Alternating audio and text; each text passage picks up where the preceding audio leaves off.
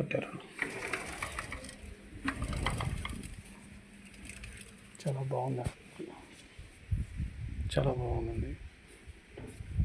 చూడొచ్చు శని అన్వేషణ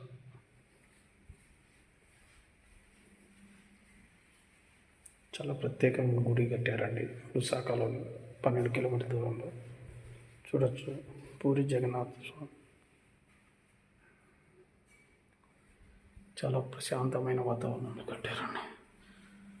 ఈశ్వరన్ టెంపుల్ చాలా ఎక్సలెంట్గా ఉందండి. టెంపుల్ పైన చూడండి, నీట్ కట్టారు.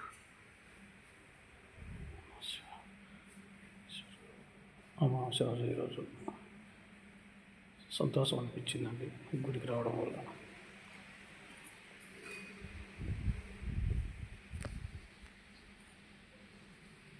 చాలా ఆనందం అనిపించిందండి.